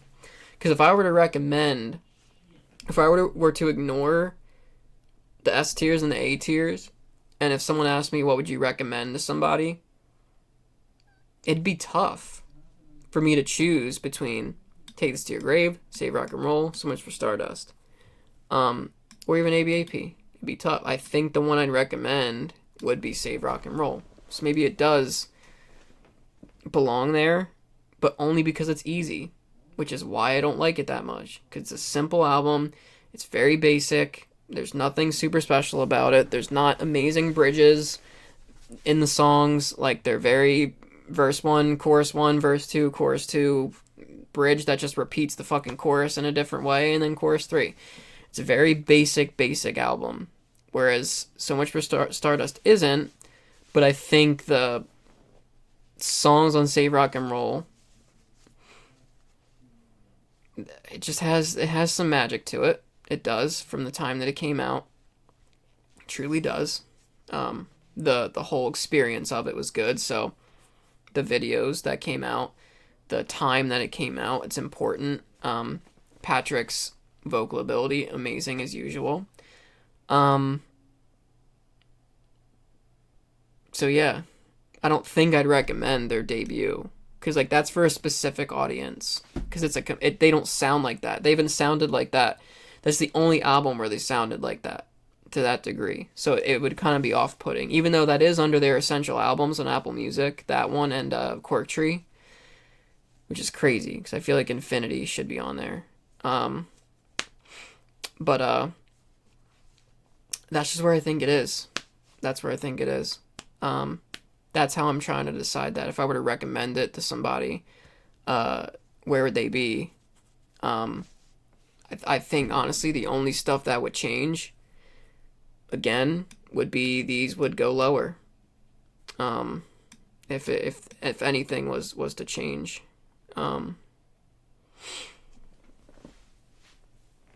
Worst list. Okay. What would you change? I know mainly Dem would put fucking Save Rock and Roll in fucking A tier or S tier. Who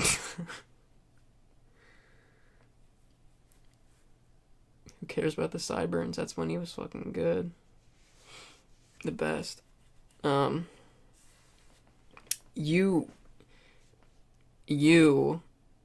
I get why you guys would, not you guys, but you specifically would say that, because it's just how you grew up and what you grew up like with. Like, you're not gonna like the punk, like the punk style of that album, even though you should, but you won't. So, but I like that heavier style, and most people who like their music do. So that's why that's there. But yeah, Save Rock and Roll is not going up. That's for sure not. And where would you put So Much for Stardust? You cannot put that on the same level as Cork Tree, Infinity, or Folly. You can't. It's not even close.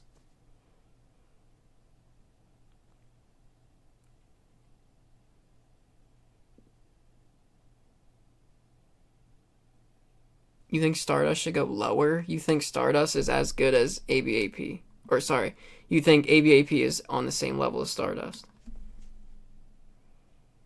Save Rock and Roll is not S tier. You fucking crazy? I'm not changing it, but this is what I wanted. I wanted to debate, so I asked for that. Save Rock and Roll is not better than Infinity on High. Are you crazy? Where are you saying? I can't. There's too much going on here. Where are you saying Stardust should go? Lower? Delilah says lower for Stardust.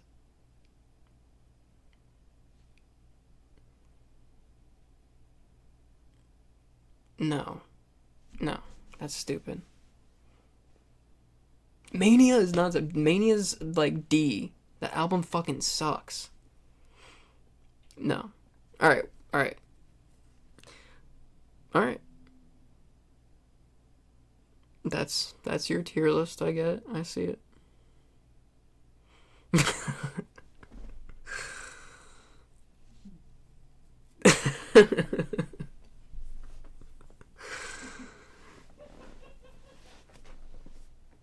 God, you're so wrong. You can't, Jaden, like, you can't even say debut is F. When you give it a full listen, then you can tell me shit, which you haven't. Um, but yeah, like I said, no opinion is wrong, but thinking Save Rock and Roll is S tier and Infinity isn't is fucking, you're out of your mind. It's not even close to as good as Cork Tree. But again, that's just the time that you grew up with it. So like it makes sense.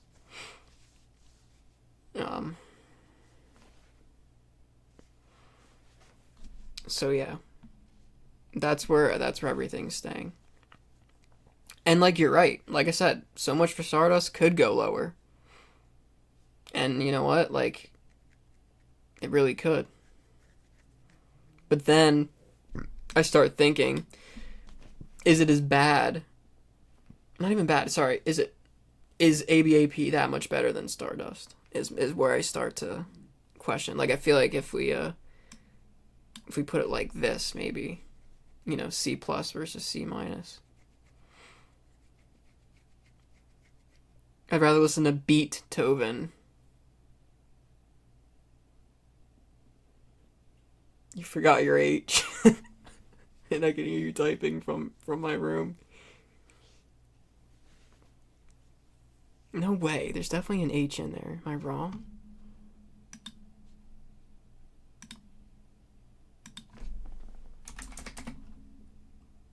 Yeah, there's an H, you dummy. Yeah.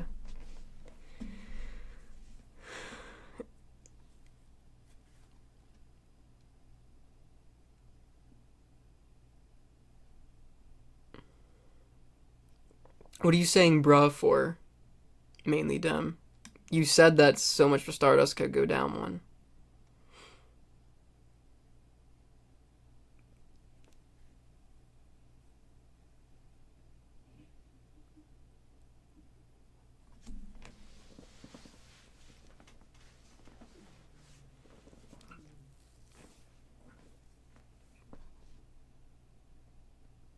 Okay. You know what? I'm gonna look at what it's at right now. I think that makes me feel a little bit better. Putting one of those lower.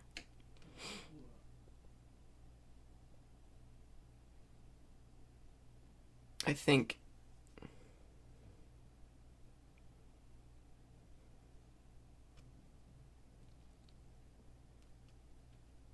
But I know, like, I feel like ABAP is not on the same rank as So Much for Stardust. But when I think about what, again, like I gotta stop trying to think of just in general because this is my personal opinion tier list.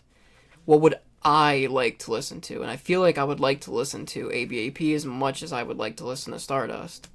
But if I'm thinking about it like that, if I chose between debut and Save Rock and Roll, like that's also tough to choose between for me.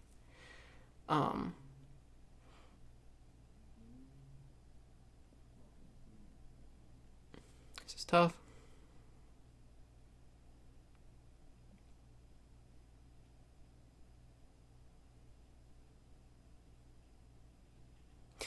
This is why we did a stream.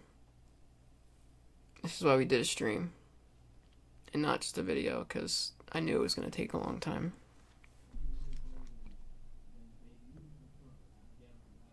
I don't need to pull up your stream. I already know what it's going to be. And it's meek. It's meek and mild.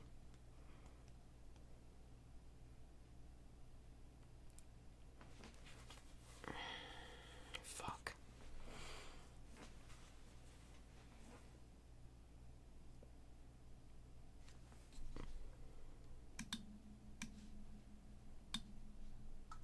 You're not getting me if you have something stupid pulled up.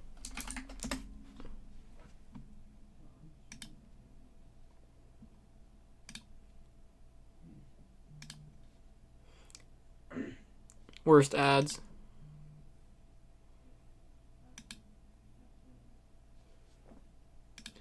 Let's look, astronaut boy.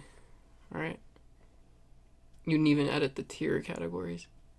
1, 2. Yeah. Say rock and roll does not belong up there.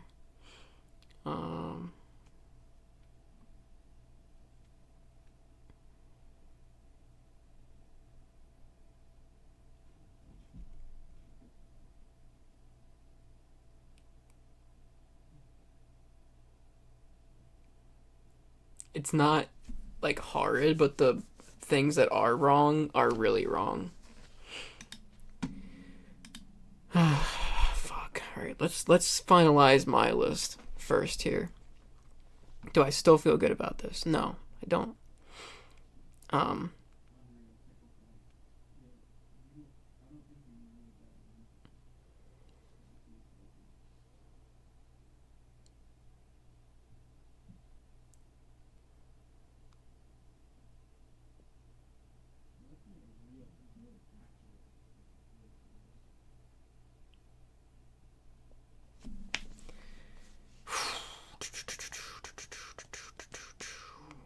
Fuck. Sometimes you just gotta like look at it, you know? You gotta really think about it.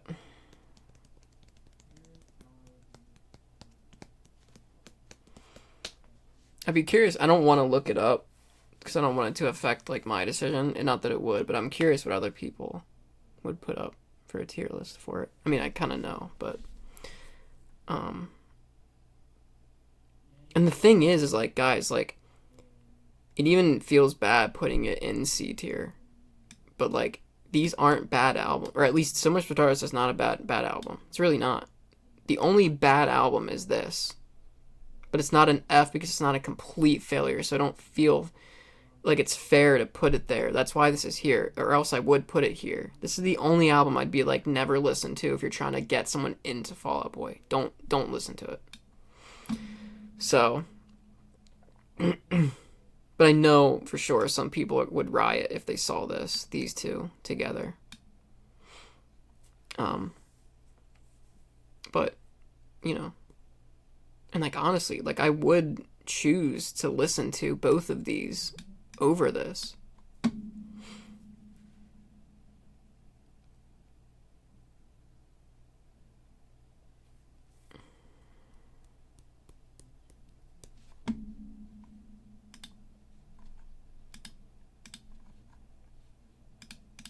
What the heck? Click on Fall Out Boy.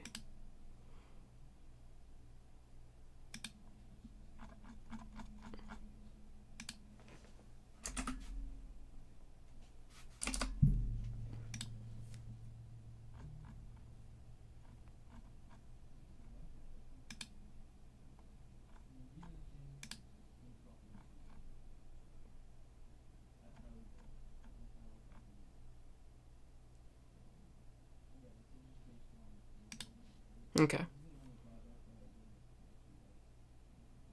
Let's leave it.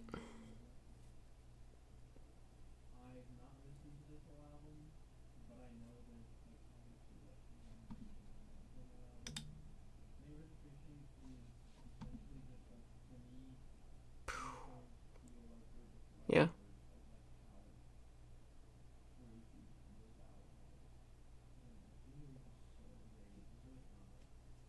I think that's about right.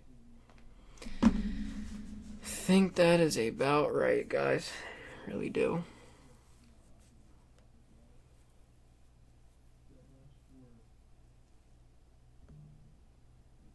I feel like I gotta put this back. I feel like I gotta put it back. I just feel like it's not on that level.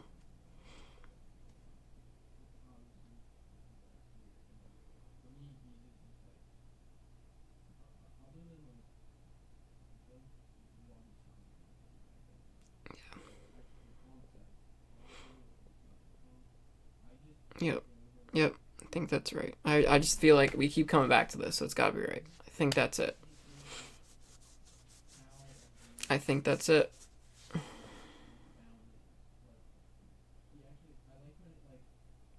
That's it, guys. Gonna leave it for now. Maybe we'll do a revisit stream like months and months down the road, but I want to move on to the next artist. Not right now, but next stream. Or like next video. And go from there. But anyway, thanks to Lock It In. You're right. Now when you say that, if I say I'm locking it in, that's what makes me nervous again. That it's not like Who are you though, Net Brawler? Your name isn't in your about. Who? Like I don't. Who? Who are you?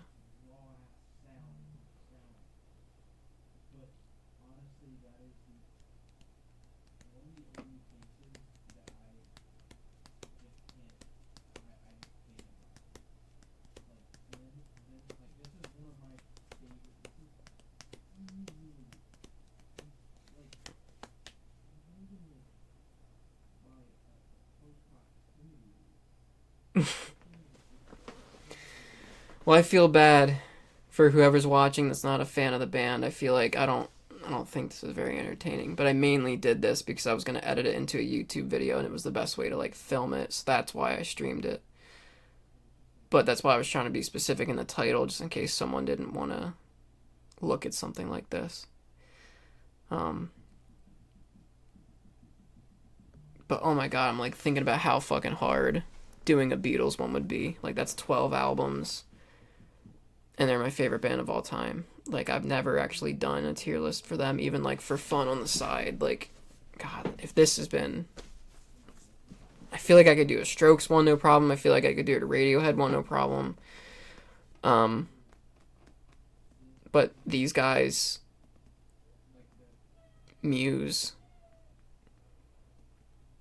Beatles. It's tough. This is tough. This is a tough decision to do. It's fun, that's for sure. Because the fact that I'm taking it so seriously, I didn't think I would, is like adding to the fun. Because it's important. Like to me, it's fun to get this stuff right. But I think I'm gonna lock it in. Lock it up. I think I'm gonna lock it up right there. I think that's about right. I'm super sure on S and A, and I'm super sure on C and D, or sorry, D/F. But B and C, that's where it gets a little like meh, because like I said, literally all three of these guys could be in C. But you know, if you ask me, would you rather listen to this or any of these? Like I could just easily say these two. So I'm gonna leave it there. I think that's it. We keep coming back to it. I'm done locking it in. That's it. That's it. That's it. That's the list. That's where it's staying for now. I'm sure I'll think about something tonight and be like, well, I should have probably moved this here or missed it or moved this there. But I've lost brain cells doing this. So I think it's about time. You know, these babies, am I right?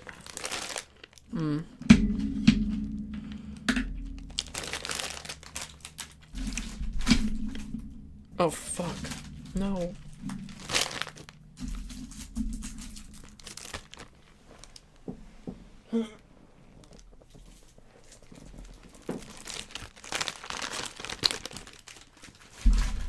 Cool. Alright, guys. What the fuck is this?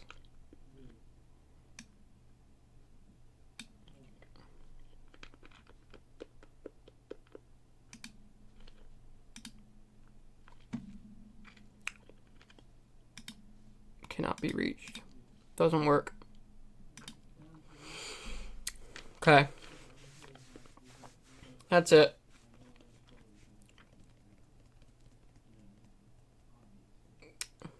Feel good. Feel good. That's where it's gonna be. Cool. We did it, guys.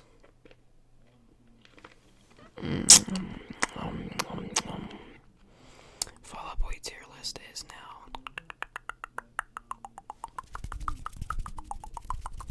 now done. It's over. That's it. Right there, guys. Behold. That's what I've decided. Anyway, there's no games tonight. I'm too tired. And I'm gonna have to decide if I really fucking feel like editing this and putting it on YouTube. I'll do something probably, but I've been doing this for too long. My head hurts from wearing a fucking hat the whole time. But anyway, thank you guys for tuning in, everyone that did tune in, and that's gonna watch it afterwards. I will see you guys next stream for some Lethal Company as per usual. Maybe some Left 4 Dead 2. That's what I should have streamed a little bit of, was Left 4 Dead 2 with the mods on that I like, because they're fucking hilarious. Anyway. Alright, guys. It's been real. Have a good night.